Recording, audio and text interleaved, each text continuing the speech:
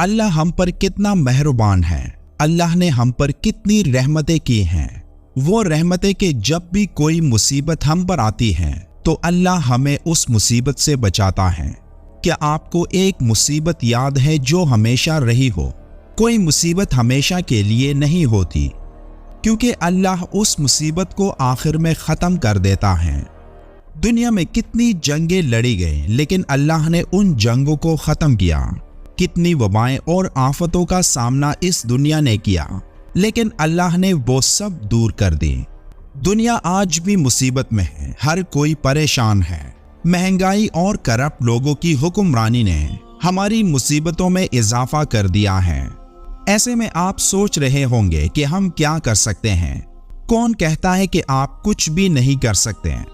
आपको अल्लाह ने ऐसी ताकत दी है जिससे आप अपने सामने पहाड़ों जैसी बड़ी मुसीबतों को भी दूर कर सकते हैं। बस आपको उस ताकत को समझना है और उस पर यकीन रखना है। अल्लाह की ये ताकत आपकी जिंदगी बदल सकती है, और ये सिर्फ चंद हुरूफ की ताकत है जिसे आपने मुसलसल पढ़ना है, और वो हुरूफ हैं अस्तगफार। ये एक सादा लेकिन ताकतवर दुआ है। गुनाहों के बोझ से अगर दिल भारी हो, जहन परेशानियों का शिकार हो जाए, तो अस्तगफिरुल्लाह की एक सादा सी दुआ आपके दिल को पुरसकून कर देती है, जिसे किसी भी वक्त जब भी चाहे पढ़ सकते हैं।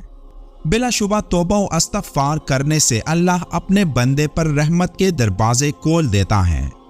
अगर आप ये सोच रहे हो कि इस्तगफार सिर्फ जुबान से अदा होने वाला एक लफ्ज है, तो आप गलत हैं, क्योंकि इस्तगफार में अल्लाह ने ऐसे राज पोशीदा रखे हैं जिन्हें समझकर ही एक इंसान के तमाम दुख दर्द गायब हो जाते हैं। ये इतनी ताकतवर दुआ है जिसे दिन में कसरत से करने के इतने फायदे हैं कि आप सोच भी नहीं सकते। अगर आप जानना चाहते हैं कि इस्तगफार कैसे एक इंसान की जिंदगी बदल सकता है और इसके ज़ाहिरी और पोशीदा राज कौन से हैं, तो आज की ये वीडियो आपके लिए। वक्त तेजी से गुजरता है, लेकिन अगर किसी ने वक्त को नहीं समझा तो वो उस ताकतवर दवा को नहीं समझ सकता जो दवा हमें मुसीबतों और परेशानियों से निकाल सकती है। वो दवा है इस्तगफार की ताकत। इस्तगफार अल्लाह के नूर की वो मजबूत शील्ड है जो एक इंसान के गिर्द तब बनती है जब वो इंसान खुद को अल्लाह के हवाले करके कुरान और सुन्नत पर अमल करना शुरू कर दे। तो खुद सोचें, जो अल्लाह के नूर के इस शील्ड की हिफाजत में आ जाए तो उसे कौन नुकसान पहुंचा सकता है। ये हमारे अमाल होते हैं जो इस शील्ड को मजबूत करके हमें शैतान के हमलों से महफूज रखते हैं। लेकिन शैतान मुसलसल इस कोशिश में होता है कि किसी तरह इस शील्ड को तोड़ा जाए और उस इंसान को गुनाह पर आमादा किया जा सके, जिसके लिए वो इस शील्ड में एक सुराख करने की कोशिश करता है, जिस सुराख से वो गुनाहों को अंदर बेच सके।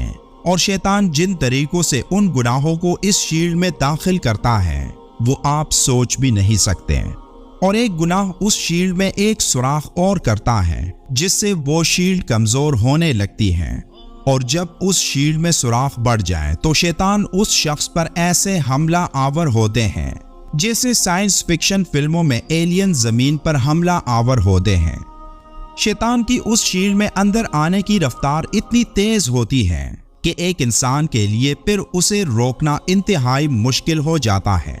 तब वो इंसान एक के बाद एक गुनाह करता जाता है, और वो शील्ड जो उसने अपने अच्छे अमाल से मजबूत बनाया होता है वो रेजा रेजा होकर बिखर जाता है। आज के दौर में इस शील्ड को कायम रखना इंतहाई मुश्किल काम है, क्योंकि आज हमारा ईमान सबसे निचले लेवल पर आ चुका है। जैसे कि हजरत मोहम्मद सल्लल्लाहु अलैहि वसल्लम ने फरमाया कि मुसलमानों पर ऐसा जमाना आएगा कि उनमें अपने दीन पर जमे रहने वाला अंगारे को पकड़ने वाले की तरह परेशान होगा। आज का दौर वही दौर है जहां ईमान को बचाना मुश्किल होता जा रहा है।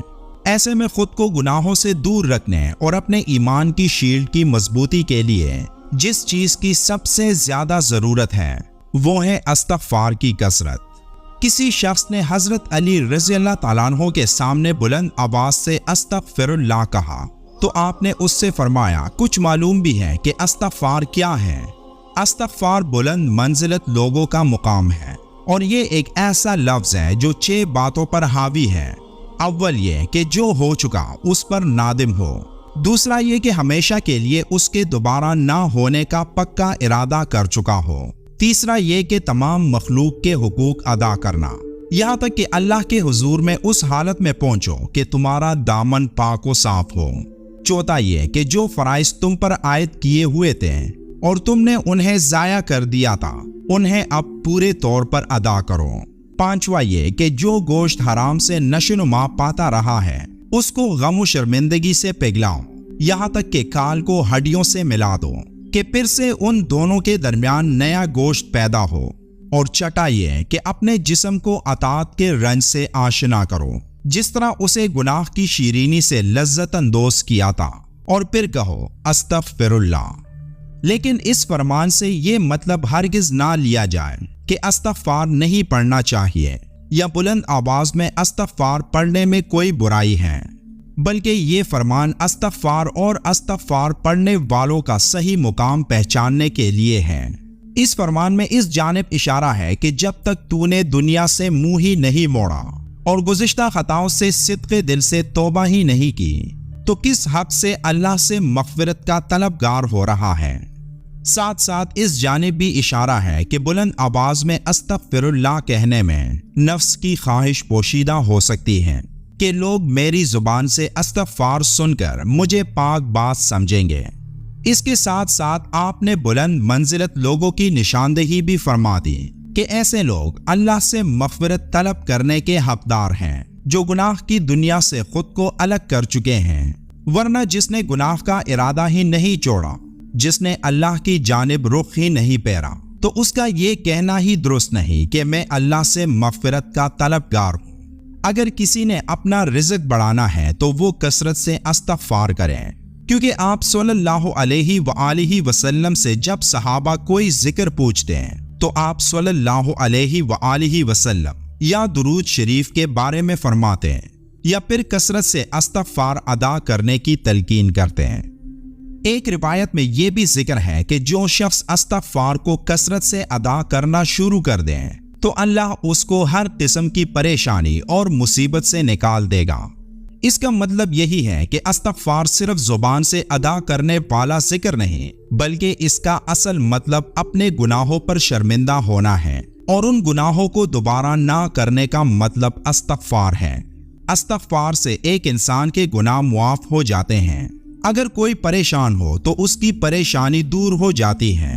اس کی طاقت سے اللہ اسے کسی بڑے عذاب سے محفوظ رکھتا ہے۔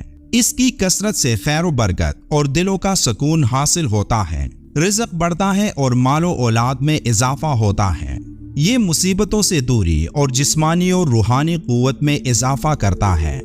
کثرت سے استغفار آپ کو اس مقام پر پہنچا دے گی جس کا آپ نے کبھی سوچا بھی نہیں ہوگا۔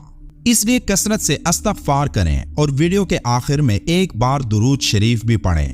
ملتے ہیں ایک اور معلوماتی ویڈیو میں، تب تک کے لیے اللہ حافظ۔